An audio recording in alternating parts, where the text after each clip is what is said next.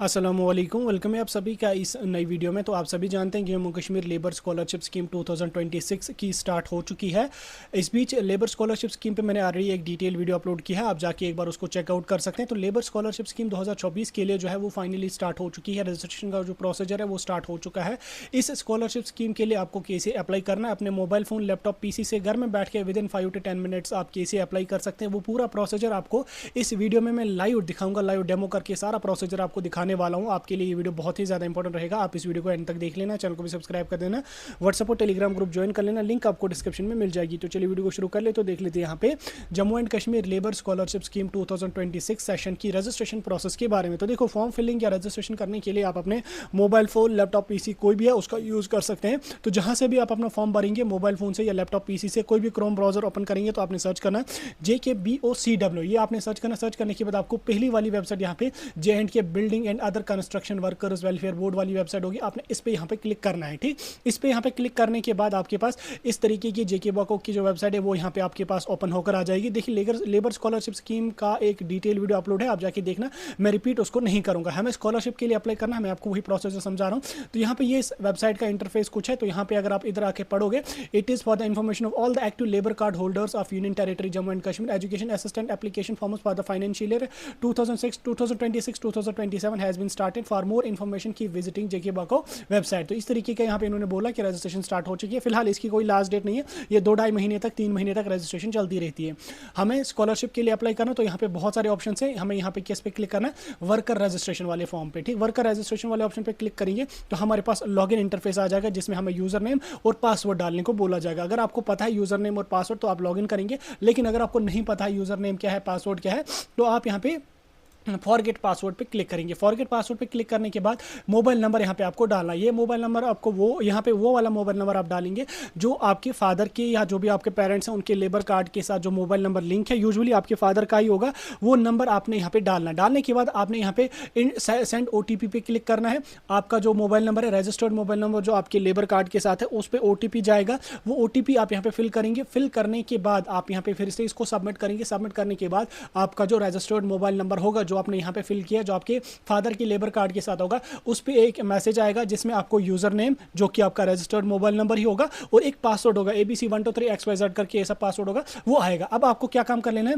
आपको वहां पे यहाँ से बैक आ जाना। बैक आने के बाद यूजर नेम में अपना मोबाइल नंबर जो आप यूजुअली आपके फादर का जो मोबाइल नंबर होगा वही आप यहाँ पे डालेंगे, वही आपका यूज़र नेम जो है वो बन जाता है। तो वो आप यहाँ पे डालेंगे। डालने के बाद पासवर्ड जो आपका आया है वहाँ पे उसको यहाँ पे फिल करेंगे। ठीक, या कॉपी पेस्ट करके डालेंगे या टाइप करके डालेंगे। उसके बाद यहाँ पे कैप्चा कोड आपने डालना, जैसे कैप्चा कोड यहाँ पे 44B7 44B7, ये वाला जो कैप्चा कोड है ना, ये वाला, इसको आपने यहाँ पे डालना। डालने के बाद लॉगिन वाले ऑप्शन पे आपने क्लिक करना है। लॉगिन जो ही आप करेंगे यहाँ पे कुछ इंटरफेस होगा, आप इसको यहाँ पे चेकआउट करेंगे। बहुत सारी चीज़ें हैं, इनको देख लेना। उसके बाद यहाँ पे आपने क्लिक हियर टू कंटिन्यू वाले ऑप्शन पे क्लिक करेंगे। क्लिक हियर टू कंटिन्यू वाले ऑप्शन पे क्लिक करते ही यहाँ पे आपके पास इस तरीके का लॉगिन पोर्टल हो जाएगा। हमारा पोर्टल लॉगिन हो गया और यहाँ पे आपको जो रजिस्टर्ड वर्कर है उनका नाम होगा और बहुत सारे ऑप्शन हैं यहाँ पे इस साइड। ठीक, अब हमें स्कॉलरशिप के लिए अगर अप्लाई करना है तो हम यहाँ पे एजुकेशन स्कीम पे यहाँ पे क्लिक करेंगे। स्कीम एप्लीकेशन पे नहीं, हम एजुकेशन स्कीम पे क्लिक करेंगे। तो यहाँ पे 3 ऑप्शन है हमारे पास, एक है स्कूल एजुकेशन, एक है हायर एंड प्रोफेशनल एजुकेशन और एक है यहाँ पे मेरिटस एजुकेशन। ठीक, अगर आप प्री मैट्रिक यानी कि आपका स्टूडेंट या जिसके लिए आप स्कॉलरशिप भर रहे हैं, अगर वो 10th या 10th के बिलो किसी क्लास में है तो आपने स्कूल एजुकेशन वाले ऑप्शन पे क्लिक करना है। लेकिन अगर आप 11th 12th या कोई भी हायर एजुकेशन डिग्री या डिप्लोमा आप कर रहे हैं तो आपने यहाँ पे हायर एंड प्रोफेशनल एजुकेशन पे क्लिक करना है। तो हम यहाँ पे पोस्ट मैट्रिक के लिए अप्लाई करेंगे तो हम यहाँ पे हायर एजुकेशन पे क्लिक करेंगे। यहाँ पे क्लिक करने के बाद आपका जो भी लेबर कार्ड होल्डर है उनकी यहाँ पे कुछ डिटेल्स ऑटोमेटिकली फिल होकर आ जाएंगी। यहाँ पे उनकी डिटेल्स होंगी जो ऑलरेडी होंगी, वो आप यहाँ पे एज इट इज इसमें देख सकते हैं। अब आपने यहाँ पे क्या काम करना पड़ेगा, अपडेट पंचायत पे आपको यहाँ पे आना है। ठीक, यहाँ पे आपका ब्लॉक ऑटोमेटिकली होगा। अब यहाँ पे वार्ड या ग्राम पंचायत आपने सिलेक्ट करना है, जैसे जो भी आपका वार्ड या ग्राम पंचायत होगा वो आप यहाँ पे सिलेक्ट करेंगे। सिलेक्ट करने के बाद यहाँ पे अपडेट पे क्लिक करेंगे। ठीक, ये अपडेट हो चुका है। अब यहाँ पे हमें नीचे आना और स्कॉलरशिप का यहाँ पे हमारा जो सिस्टम है वो यहाँ पे स्टार्ट हो चुका है। अब हम इसको कैसे फिल करेंगे, देखो यहाँ पे अब आपको फैमिली डिटेल्स वाला एक ऑप्शन होगा। आप यहाँ पे इसमें देख सकते हैं फैमिली डिटेल्स है। इसमें यहाँ पे मेंबर नेम यहाँ पे होगा। यहाँ पे मेंबर नेम पे जो ही क्लिक करेंगे तो जो भी आपके रजिस्टर्ड या आपके फादर के लेबर कार्ड के साथ जो भी रजिस्टर्ड है उन सभी का नाम यहाँ पे होगा। तो अगर इनकेस यहाँ पे नाम मिसिंग है, यानी कि जिस स्टूडेंट का आप स्कॉलरशिप क्लेम करें अगर उसका उसका नाम यहाँ पे नहीं है, तो आप उसको बोलिए कि आप लेबर ऑफिस चले जाएं, वहाँ पे नाम ऐड कर सकते हो, उसमें आधार कार्ड उनको साथ ले जाना है, तो फादर को साथ ले जाना, वहाँ पे फॉर्म एक भरेंगे तो वो ऐड यहाँ पे हो जाएगा। तो जिसके लिए आपको जिस स्टूडेंट का भरना है वो स्टूडेंट का नाम आप यहाँ पे सिलेक्ट करेंगे। जैसे मैंने यहाँ पे स्टूडेंट का नाम सिलेक्ट करा, ऑटोमेटिकली उस स्टूडेंट का क्या रिलेशन है लेबर कार्ड होल्डर के साथ वो आ जाएगा, जेंडर उनका आ जाएगा, डेट ऑफ बर्थ आ जाएगी, आधार नंबर उनका आ जाएगा, ठीक, यहाँ तक आ जाएगा। उसके बाद यहाँ पे आपको रीइंबर्समेंट क्लेम वाला ऑप्शन है, तो रीइंबर्समेंट क्लेम पे आपको यस या नो करना। अगर आप नो करेंगे तो आपका जो स्कॉलरशिप है वो आपके कॉलेज के अकाउंट में आ जाएगा, उसके लिए कॉलेज के कुछ डॉक्यूमेंट्स आपको मांगेंगे, फिर आपको कॉलेज से वो क्लेम करना है, लेकिन उतनी जंजाल हमें नहीं करनी। हम यहाँ पे इसको यस करेंगे, रीइंबर्समेंट क्लेम को जब हम यस करेंगे तो ये स्कॉलरशिप डायरेक्टली हमारे फादर के अकाउंट में आ जाएगा, तो हम फिर वहाँ से निकालेंगे, ठीक। उसके बाद एजुकेशन मोड होगा, यहाँ पे रेगुलर या फुल टाइम कोर्सेज होंगे या डिस्टेंस या कॉरेस्पॉन्डेंस कोर्सेज होंगे। अगर मतलब आप रेगुलर कोर्सेज कर रहे हैं तो आप रेगुलर कीजिए, अगर आप डिस्टेंस या इग्नो वगैरह करें तो आप यहाँ पे डिस्टेंस कॉरेस्पॉन्डेंस वाला सिलेक्ट यहाँ पे करेंगे। तो हम रेगुलर कर रहे हैं तो हम यहाँ पे रेगुलर फुल टाइम कोर्स पे सिलेक्ट करेंगे। उसके बाद उसकी select the scheme you want to apply for, automatically यहाँ पे स्कीम एप्लीकेशन आ जाएगा, financial assistant for higher education.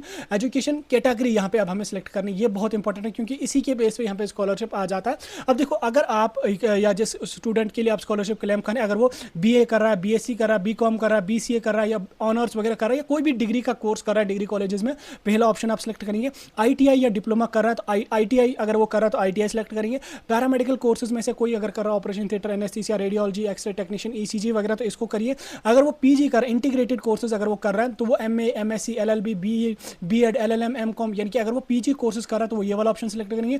3 साल का इंजीनियरिंग का या 3 साल का कोई भी डिप्लोमा अगर है, जीएनएम वगैरह है, तो आप इसको वाले ऑप्शन पर क्लिक करेंगे। अगर वो एमबीबीएस, बीटेक, बीडीएस, बीवीएससी, एमएसएमडी या एनी अदर टेक्निकल या मेडिकल डिग्री या पीजी कर रहा है मेडिकल का, तो वो यहाँ पे डालेंगे। उसके बाद BSc agriculture, horticulture, forestry, BSc nursing या अदर इंटीग्रेटेड कोई कोर्स है उसको यहाँ पे आप सिलेक्ट करेंगे। फार्मेसी वगैरह भी इसी में होगा, या other professional course eight graduation level, post graduation which not, अगर कोई भी अदर कोर्स है जो ग्रेजुएशन लेवल का या पोस्ट ग्रेजुएशन लेवल का जो ऊपर मेंशन नहीं है तो आप इस पे यहाँ पे सिलेक्ट करेंगे। तो हम यहाँ पे 3 साल का डिप्लोमा यहाँ पे कर रहे हैं तो हम यहाँ पे 3 ईयर डिप्लोमा वाले ऑप्शन पे क्लिक करेंगे। तो इस पे जो ही हम क्लिक करेंगे तो यहाँ पे एप्लीकेशन डेट आ जाएगा 9/5/2024। फाइनेंशियल असिस्टेंट यानी कि 3 साल इंजीनियरिंग या कोई भी अदर रिकॉग्नाइज्ड डिप्लोमा अगर है तो उसमें 28,000 इस स्टूडेंट को स्कॉलरशिप मिलेगा, ऑटोमेटिकली यहाँ पे आ जाएगा।